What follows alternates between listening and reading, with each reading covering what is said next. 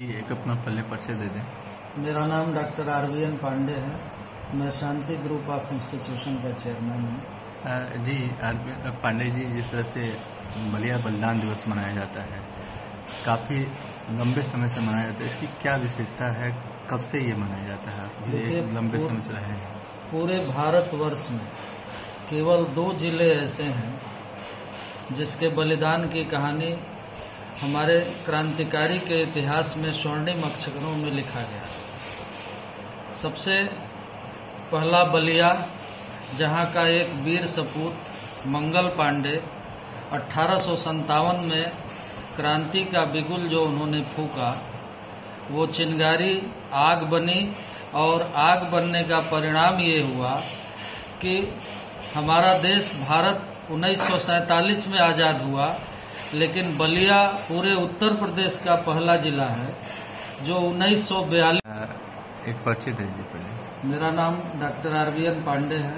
मैं शांति group of institution Ballia का chairman हूँ।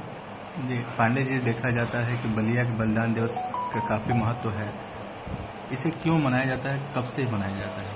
देखिए, पूरे हमारे उत्तर प्रदेश में बलिया ही एक ऐसा जनपद है जो हमारा देश 1947 में आज़ाद हुआ, लेकिन 1942 में ही शेरे बलिया चित्तू पांडे को यहाँ का कलेक्टर अंग्रेजों के द्वारा घोषित कर दिया गया। और 13 अगस्त का वो दिन था जब क्रांतिकारियों का हुजूम लालगंज में इकट्ठा हुआ, और इकट्ठा होने के बाद एक घटना घटी थी महाराष्ट्र में।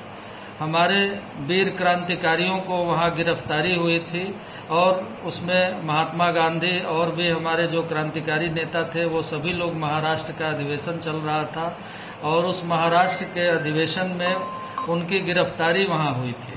और गिरफ्तारी के बाद वहाँ से जो चिंगारी उठी, उस बगावत की चिंगारी बलिया में पहुंचा और बलिया से यहाँ के क्रांतिकारियों का हुजूम लालगंज में इकट्ठा हुआ और ये निर्णय लिया गया कि अब जो है हम लोग गुलाम नहीं रहेंगे और आज़ादी के लिए जितना संघर्ष हो सकता है वो करेंगे। 13 अगस्त को हुजूम इकट्ठा हुआ, फिर 14 अगस्त को लालगंज से बहुआरा में वो हुजूम इकट्ठा हुआ और दोकटी में बगावत हुई, दोकटी थाने को फूंका गया। फिर 14 अगस्त को ही ये निर्णय लिया गया कि हम लोग बैरिया थाने पर पहुंचेंगे और बैरिया थाने पर तिरंगा फहराएंगे। 14 अगस्त का वो दिन था जब कौशल किशोर सिंह के नेतृत्व में वहाँ पूरा हुजूम क्रांतिकारियों का हुजूम इकट्ठा हुआ और उसमें तिरंगा फहराने का बैरिया थाने पर तिरंगा फहराने का प्रयास किया जाने लगा। उस प्रयास में वहाँ का जो थानाध्यक्ष था गोली चलवाया और तमाम हमारे क्रांतिकारी शहीद हुए। उन शहीदों की याद में आज भी वहाँ शहीद स्मारक बना हुआ है बैरिया में। उसके बाद फिर वो क्रांति की चिंगारी बलिया तक पहुंची और हमारे क्रांतिकारी बलिया में इकट्ठा होने लगे।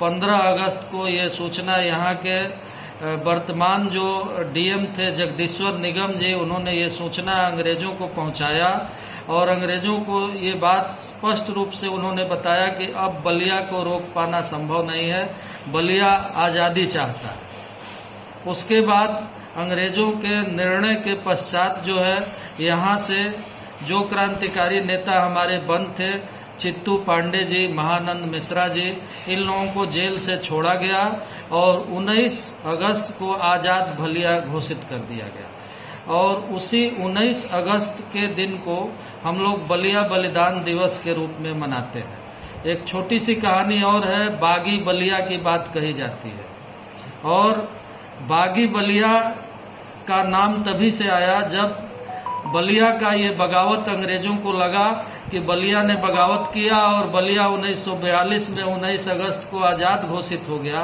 तभी से अंग्रेजों ने ये नाम बलिया के नौजवानों का बागी बलिया के रूप में ये नाम दिया।